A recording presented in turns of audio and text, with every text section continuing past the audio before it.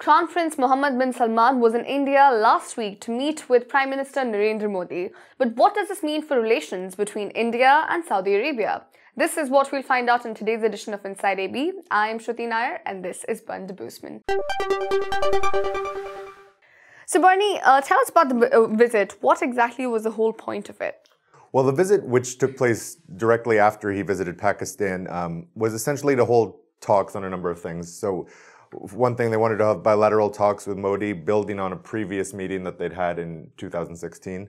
Of course, there's 2.7 million Indians living in Saudi Arabia, so that's always kind of a big issue, as is, Hajj and Umrah trips from India to Saudi Arabia.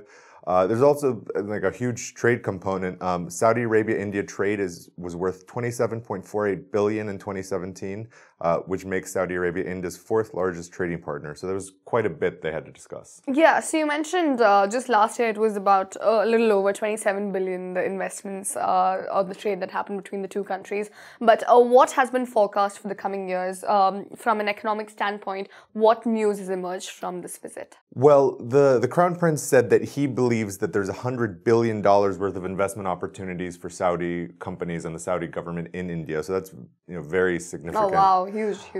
They've already signed 5 bilateral agreements in terms of investment, tourism, housing, information, and broadcasting. And then on the other side, the Saudi Investment Authority, which is in charge of bringing money into Saudi Arabia from other countries, they signed deals worth $28 million. And then also on a more, people level, the Crown Prince announced that 850 Indian prisoners would be released from Saudi prisons, and he upped the Hajj quota to 200,000 from 175,000. Oh, interesting. It also came at the back of a visit to Pakistan, where he's done similar things, where I think 2,000 prisoners were set free from Saudi jails. But again, this visit happened at a very, very interesting time, because there's a lot of unrest, there's a lot of tension between India and Pakistan following the Kashmir attack that just happened. So what came out of it? Was this discussed at all during this visit? Well, it was, and it's interesting because Saudi Arabia has good relations with both Pakistan and India, so they're kind of in a unique position to help. One thing he said, just speaking generally, was that terrorism is something that Saudi Arabia and India are both concerned about. Mm-hmm. So they're going to work a little more closely together in terms of, for example, sharing intelligence. Mm-hmm. But he didn't specifically say anything about the recent attack in Kashmir, but the Saudi government has said that they promised to help de-escalate the situation. Of course, things are quite tense at the border, for example, at the moment. All right. The Indian government has said they'll do something about the attacks. The Pakistani government said that if India does anything, they'll retaliate.